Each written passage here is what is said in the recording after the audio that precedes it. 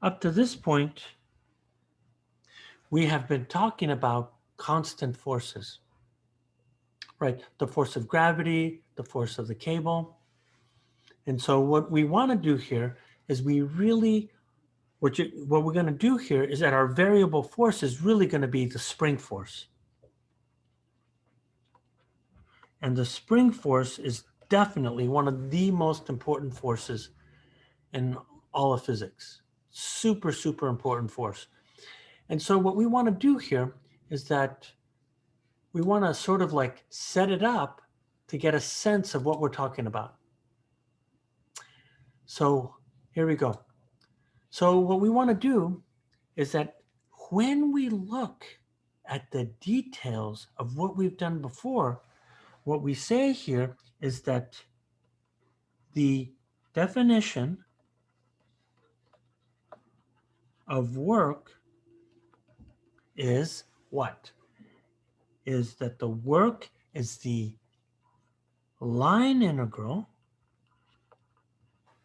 of force, times our little ds and integrating, which then means that it's going to be what? It's the area under the f of x versus x curve. And there's a lot of details there that we've talked about. And remember, the dot product has a very specific meaning. So what we've been doing up to this point here is that we really have broken this into two categories. We've talked about a constant force up to now. So if I have a constant force doing work, well, picture-wise, I could imagine the following thing here. I have a surface. And on this surface here, I have a block. Let's say that this is my block right here. Now, when I'm looking at this block right here, what we're doing here is that we're applying a force to this block. And what we're going to do here is that we're going to come in and we're going to say, let's move this block to this distance right here. Right? We've moved it that far. How did we move it? We applied a force. This force is a constant force up to this point. Yes, I have a y component. Yes, I have an x component. And what we find here is that there's a displacement that occurs. So if I look at this here, the distance from here to here is a displacement factor. In other words, I can label that point x1 and I can label this point x2, where the displacement is going from x1 to x2. So in the language of work, what we really are doing here is that we're plotting the force of x versus x. And if I move it from, let's say, x1 all the way to x2, what we're doing here is that we're really coming in here and asking the question, how much work did we do? Well, the force is a constant. And so this shaded area, the area of the system, the area is equal to how much work was done in moving this block from x1 to x2. So picture-wise, that's what we've been doing. Now what we want to focus on is that we want to focus on a variable force.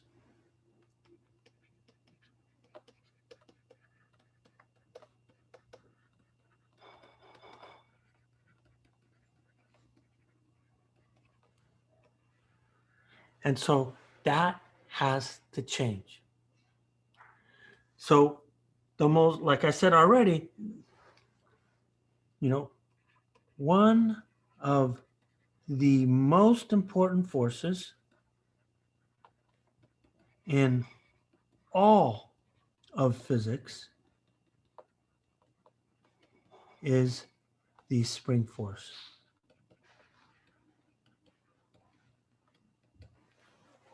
In fact, I've even seen conferences just on the spring force and the applications of it. So what I want to do here is that I want to set up a system that I want you to visualize.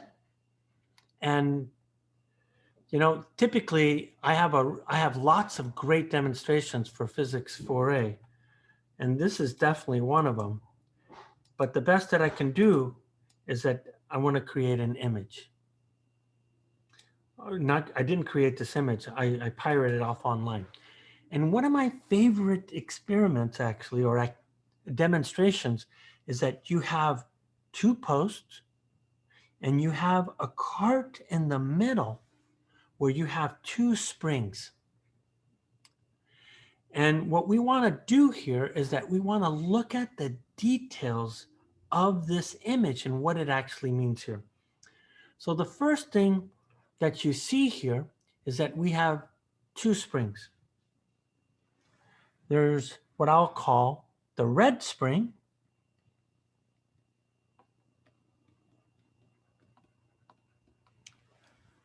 and then there's the green spring.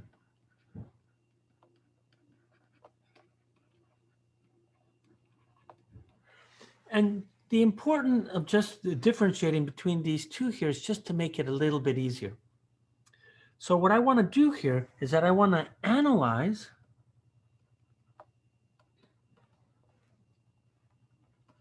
the details here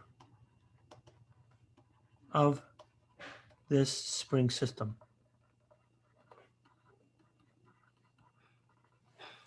Okay, so the first thing that I want to do here is I want to talk about, note that right now the cart is at rest, and it doesn't have to be at rest, but when it's the center, let's assume that it's right here. So if this cart is at rest, then clearly we're in equilibrium. And if we're in equilibrium, that immediately tells us here that the net force on that cart, especially in the x direction, must be 0. So what do I mean by that? Well, there's the center point, the equilibrium position. So what we say here is that the equilibrium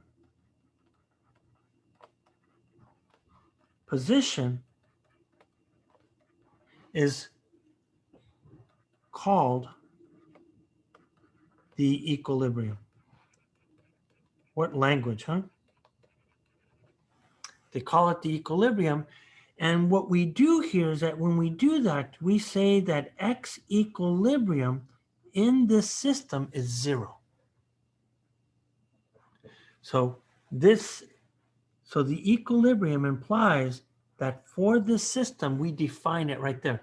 So what I would do then is that I would come in and I would do what? I'm going to say, yep, here's my equilibrium right here. I'm going to say, here it is.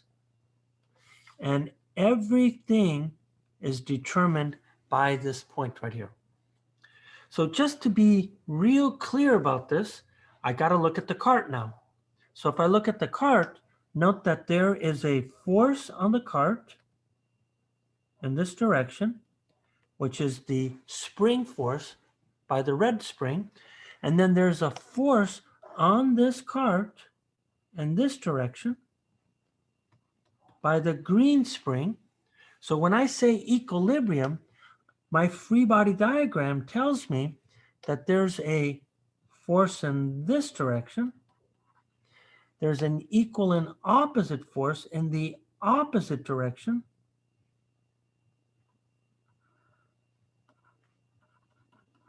And these two forces balance out. Okay, so now I want to do the next thing here. So the next thing that I want to do here is that I want to apply a force to the cart. So here's my second thing.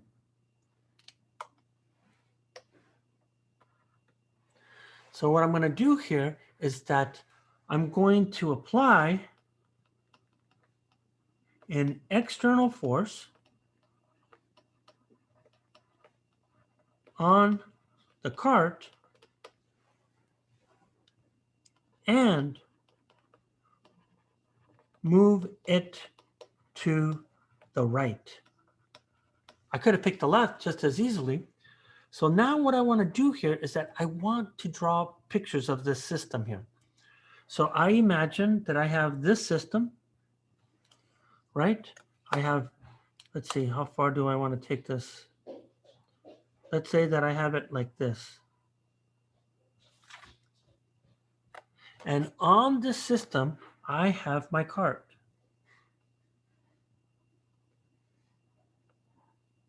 Hopefully that's the middle.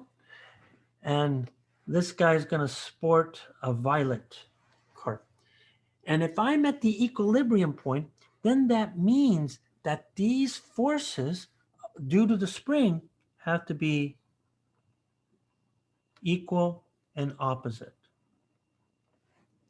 So this point here now, if I look at this guy, this represents what?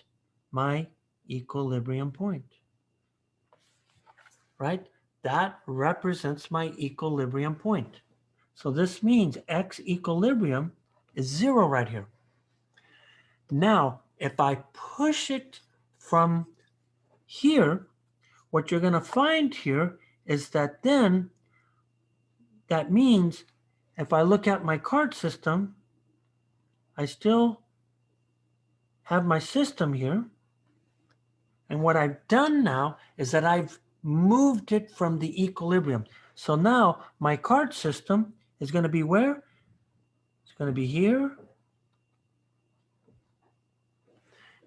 And it's right there. So what you're seeing here is that there's two things about the spring force. What you're seeing here is that the spring on the left has been stretched out. This spring has been reduced dramatically here. So what we're assuming here is that in this case here, the spring force applies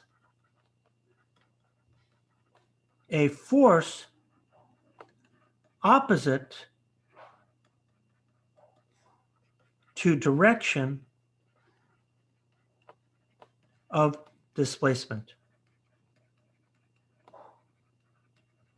So that means here that if I come in here and I say, I'm moving this cart in this direction, that's my displacement vector, then the green spring is going to apply a force here in that direction. Now, check this out. What I'm assuming here is that I've pulled this spring so much that this spring right here is a relaxed spring. And if I have a relaxed spring, this tells me here is that the spring force due to the red spring is 0. So the only force that I gotta worry about is the green spring here. So check it out. So if my displacement is going to the right, then what am I seeing here? I'm going to set up my coordinate system so that this is the positive direction, this is the negative direction. So if this is the case, what am I seeing? My displacement is positive, but my spring force is in the opposite direction here. So what you're seeing here is that as a cart moves to the right,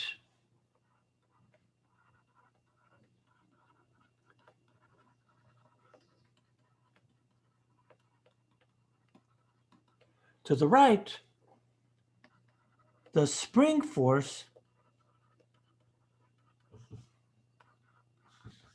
pulls the cart back towards equilibrium. It's always pulling the cart. And so as a cart moves away from the system, excuse me, from the equilibrium point, the direction moving away from the equilibrium is always going to be pulling it back towards the equilibrium point.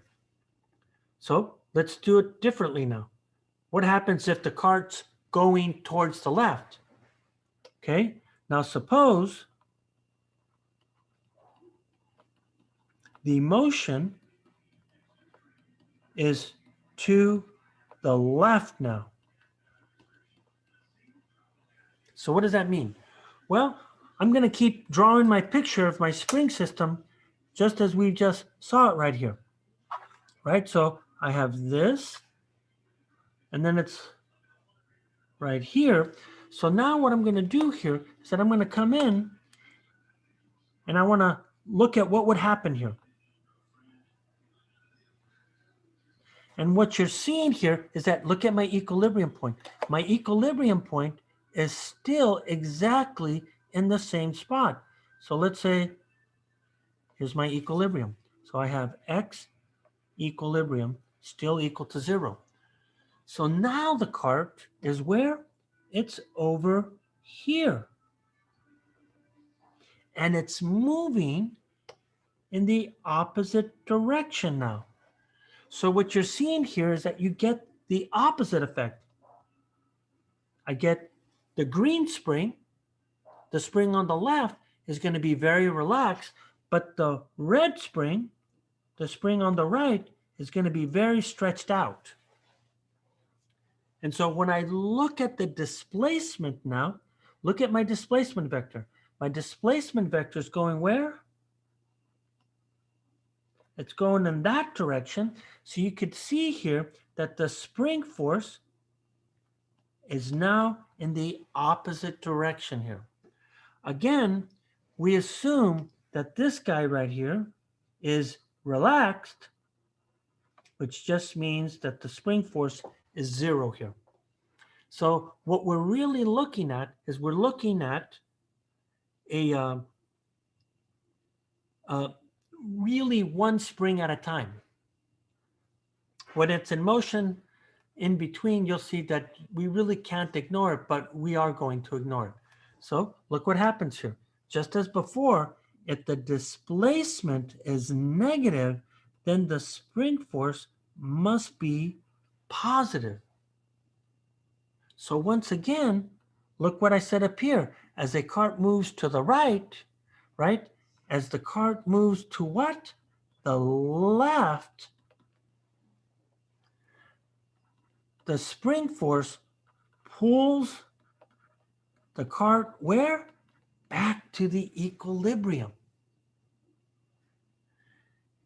So anytime an object moves away from the equilibrium, it's always applying a force in the direction of equilibrium.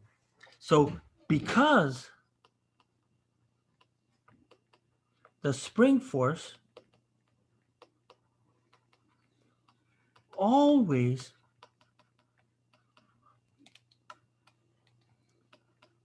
forces carts back towards the equilibrium point,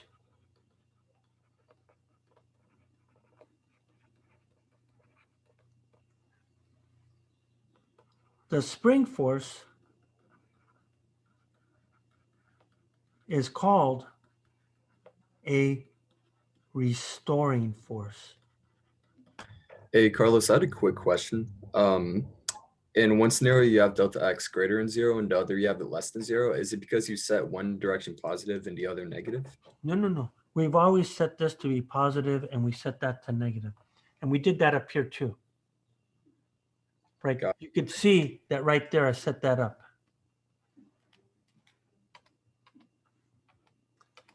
So now that there's the language and you know, the restoring force kind of makes sense, but we want the energy picture. We're not there just yet, but I'm going to spill the beans right now. So to give you a better picture of why it's called the restoring force, just by what I said, it doesn't necessarily make good physical sense. But man, this is again another reason to study what? The energy picture. Okay? So here, I'm going to spill the beans a little bit earlier. So what we want to do here is that I'm going to do a quick show of the energy picture of the spring. Okay? And what you find here, this is what it looks like.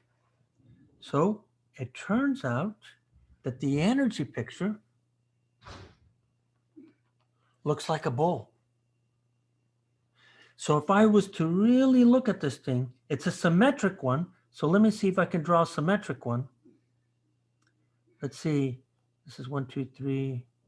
Now let's do 1, 2, 3. So what you're seeing here is that it looks like a bowl.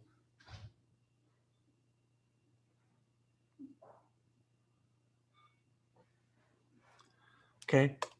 So it looks like a bowl. So that means here that on the outside of here is an energy field or an energy field that the cart cannot penetrate. So when you're looking at the cart, if it's at equilibrium, where is it located at? Well, the cart at equilibrium is right smack in the middle. And of course, you look at that picture and you go like, well, yeah, if you put a cart at the bottom of a well like this, let me change my language here. Well, of course it's going to be stationary. But wait a minute here. What happens here if I move the cart from the equilibrium point?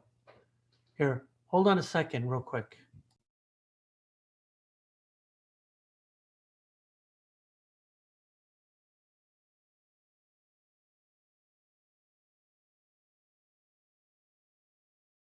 Okay, sorry about that. So let's go look at this thing here. So now imagine that the cart is moving up the hill. So here we go. So if I go and I draw this thing here, what does it look like? It looks like this. We know that this cart is moving in that direction. So what's going to happen to this cart? Well, it's going to be forced back towards the equilibrium point. And what happens if I have the cart in the opposite direction, where it's moving in that direction? What's going to happen here? Of course, the cart's going to be forced down.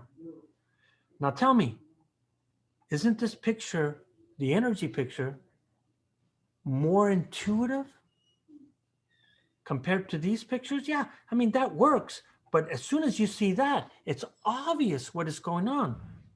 So this energy picture of a spring is an extremely powerful way to visualize the world that we live in. And that's where we're headed. We want that because it's an easier way.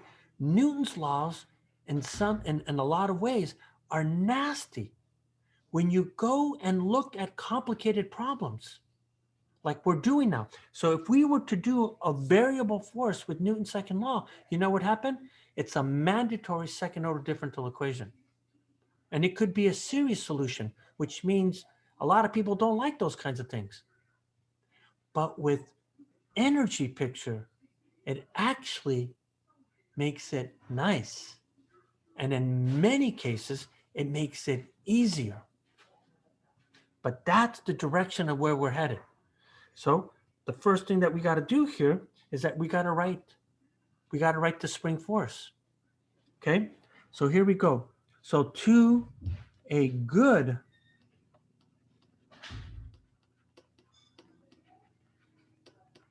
approximation, the spring force is given by Hooke's law. And Hooke was an adversary of Newton without any doubt. And Newton, without a doubt, is not a very nice man. There's no doubt. You can read the history books. I'm not here to try to sway, but that guy sure did seem like an SOB, but that's besides the point. So when you write down Hooke's law, here's what it looks like. We say that the spring force is then going to be equal, we typically abbreviate it as Fs, and then check this out. It's proportional to how much there's a change in the displacement. So if I displace it by a larger value, then I expect the spring force to be working harder. If I displace it by a smaller displacement, it should be smaller spring force. But the one thing that we got to look at the picture here, look at the picture here. There has to be something that's always bringing it back to the equilibrium. So here we go. There's a minus sign. That minus sign guarantees that every time you move away from the equilibrium point, the spring force, the restoring force, is always pulling it back in that direction. That's what that minus sign means. And then because displacement and force don't have the proper units, we need to add, of course, a spring constant. We need a constant of proportionality. Now, there's laziness in writing this thing. And I am guilty of being lazy too. This is not the way people write it, even though they should. So here we go. How is the most common way that this is written? X. Now we gotta be careful, and I'll explain this here in a moment. But this is Hooke's law right here. Now, if you have a spring that's not linear, like this suggests, there's a problem. Then you'll find here that the spring force may be polynomial in shape here.